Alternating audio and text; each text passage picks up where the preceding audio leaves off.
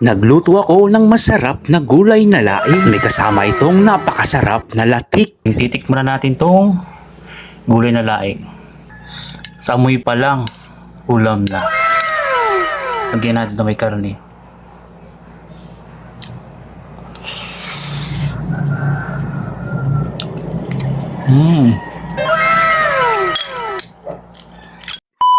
Mga bossing, for today's video, isang panibagong kwento na naman ang ibabahagi ko sa inyo. Bago ang lahat, babatiin ko muna kayo ng isang matagumpay na araw na naman. Nanguha pala ako ng gabi sa likod bahay namin. Itong mga gabi nga ay tinanim ko dito sa may bakuran namin. Kapag masipag ka talaga magtanim, pagdating ng oras ay meron kang aanihin. Lalong-lalo pa sa panahon ngayon na may oil crisis, kaya kailangan talaga natin magtanim ng mga gulay. Ito na rin pala ako nagkudkud sa may bakuran namin. Bali 2 pirasong nyug pala ang kinudkud ko dyan, mga bossing. Sa ganitong paraan nga ng pagkukudkud ay masarap din sa pakiramdam. Bali exercise din kasi ito sa ating katawan. Ito na yung 2 pirasong nyog na nakudkud ko. Mag-uumpisa na nga akong gumawa ng gata. Ilagay ko na nga dito yung mga kinudkud kong nyog. Inuhos ko na nga dito sa kaserola ang pagpipigaan ko. Pagkatapos nga ay naghanda ako ng mainit na tubig at ibinuhos ko na nga po ito dito sa may mga nyog na kinudkud ko. At bago yan, kinalat ko nga muna ito dito para nga masarama naman itong nyog na kinudkud ko at mainit na tubig. At sumunod nga, inumpisahan ko na nga itong pigain. Sa pagpipiga nga ay dapat may angking kang lakas para lumabas talaga ang kartas ng nyog at gamitan mo rin ng malakas na puwersa. Katulad ba ng puwersa na ginamit mo sa ex mo nung ba'y nagsasama pa kayo?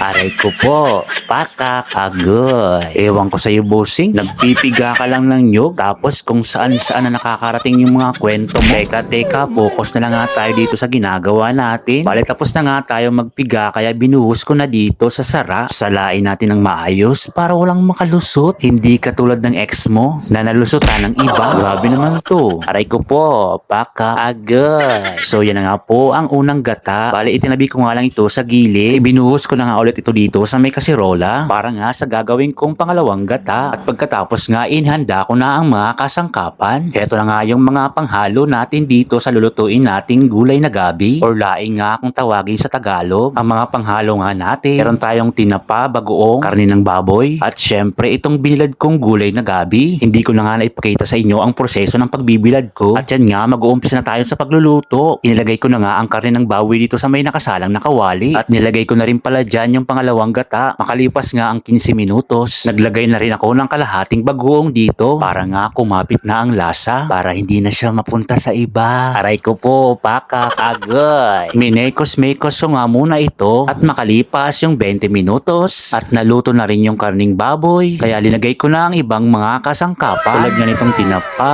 bawang at sibuyas para nga magsama-sama na sila at makabuo ng pagmamahalan. Mapapasana all ka na lang talaga. Aray ko po, pakak, agay. Makalipas nga ang 5 minuto ay nilagay ko na itong tangkay ng gabi para nga lumambot na ito kasi nga tuyong-tuyo ang pagkakabilad ko dito. At syempre, mekos-mekos muna natin ito. Pagsasama-samahin muna natin sila na para bang maging maluwag ang kalooban nila sa isa't isa. At isama na rin natin yung dahon na naging panangga sa mga problemang dumaan sa buhay nila at tumanggap ng hagupit ng mga pagsubok. Totoo naman, di ba? Dahon talaga ang naging panangga sa puno. Umulan man at umaraw, dahon ang naging panangga. Kaya dahon rin ang kukumpleto dito sa gulay natin. Sabi nga nila, kapag nagluluto din itong gulay na gabi, huwag daw haluin ng haluin kasi kumakati daw to sa lalamunan kapag kinakain na. Pero para sa akin, meron talagang gabi na makati talaga na kahit hindi mo haluin ng haluin, talagang literal na makati. Katulad ba ng ex mo na sobrang kati ay sumama sa iba? Aray ko po, pakak, agay. So ayun na nga po mga bossing, heto na. Malapit na ngang maluto itong gulay. Sobrang bango talaga.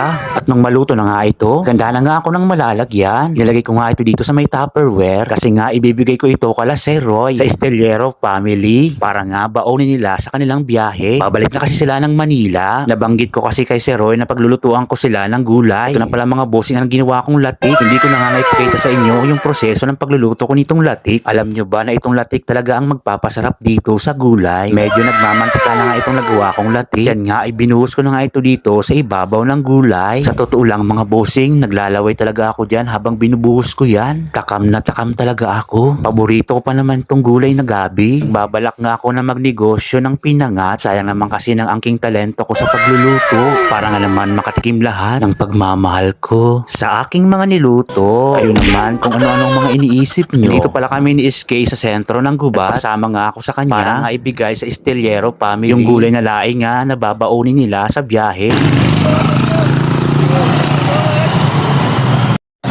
Thank you. So much.